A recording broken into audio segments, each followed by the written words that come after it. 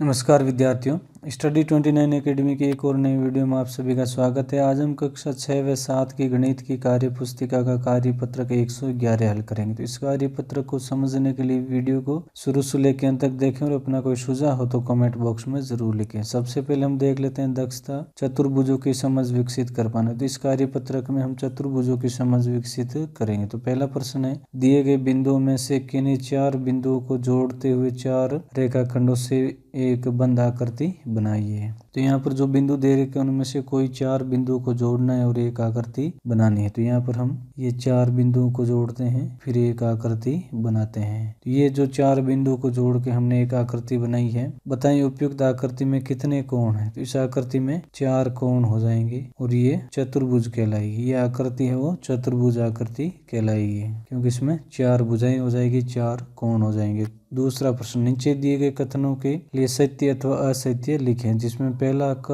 है, आयत रेक्टेंगल का प्रत्येक कोण समकोण होता है। तो ये कथन सत्य हो जाएगा, क्योंकि आयत का प्रत्येक कोण हमेशा समकोण होगा। ख में समचतुर्भुज की सभी भुजाएं बराबर होती है। तो ये कथन भी सत्य हो जाएगी, क्योंकि समचतुर्भुज है उसकी चारों भुजाएं बराबर होती है और आमने सामने के कोण बराबर होते हैं। ग में वर्ग स्क्वायर को एक विशेष प्रकार का आयत समझा जा सकता है। तो वर्ग में जो आयत के गुण होने चाहिए वो सारे गुण वर्ग में होते हैं। तो इसमें हो जाएगा सत्य है। अब घ, एक समलंब की सारी भुजाएं बराबर होती है। समलंब जो चतुर्भुज होता है उसकी सारी भुजाएं बराबर होती है, ये कथन असत्य हो जाएगा। समलंब में भुजाओं का एक जोड़ा समांतर होता है, नहीं कि इसकी सभी भुजाएं बराबर होती है। प्रश्न संख्या 3, इसमें हमें आकृतियां दे रखी है, उनके नाम से उनका मिलान करना है। दिए गए चतुर्भुजों को उनके नाम के साथ मिलाइए। ये जो पहली आकृति है ये एक आयत की आकृति है, दूसरी आकृति है वर्ग की आकृति हो जाएगी। इसी प्रकार तीसरी आकृति समांतर चतुर्भुज,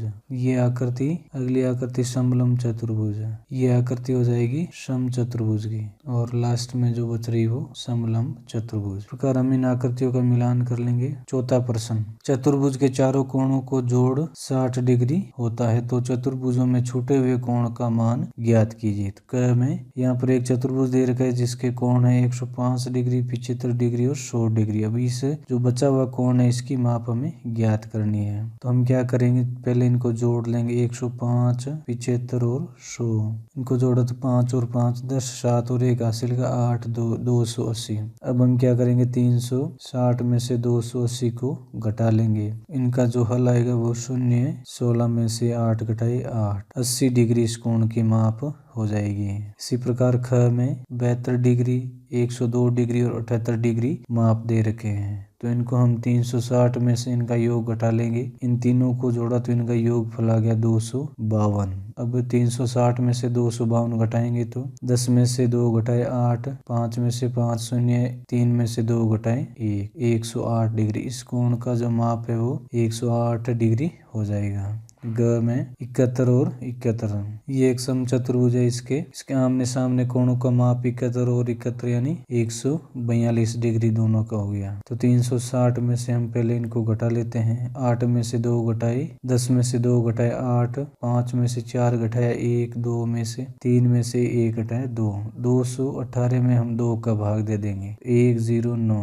ये कोण 109 डिग्री, ये कोण भी 109 डिग्री, यानी समचतुर्भुज में आमने सामने के कोण बराबर होते हैं। तो इनका माप हम इस प्रकार निकाल लेंगे। प्रश्न संख्या 5, दिए गए चतुर्भुजों का नाम बताइए। तो ये एक वर्ग है, क्योंकि इसकी चारों भुजाएं समान हैं। इस आकृति को हम ये दोनों रेखाओं को समांतर मानते हुए समलंब चतुर्भुज माने। समलंब चतुर्भुज, इसमें आमने सामने की भुजाएं और आमने सामने के कोण बराबर है, तो ये समांतर चतुर्भुज हो जाएगा। ये आकृति वो आयत की हो जाएगी। इस प्रकार इस वीडियो में हमने कार्यपत्रक 111 को हल किया। अगले वीडियो में हम अगला कार्यपत्रक हल करेंगे। वीडियो अगर उपयोगी लगा हो तो इसको लाइक करें और अपने दोस्तों को शेयर करें। चैनल पर पहली बार आए तो चैनल को सब्सक्राइब कर ले, ताकि आने वाली वीडियो के नोटिफिकेशन आपको समय पर मिल सके। वीडियो को पूरा देखने के लिए आपका बहुत बहुत धन्यवाद।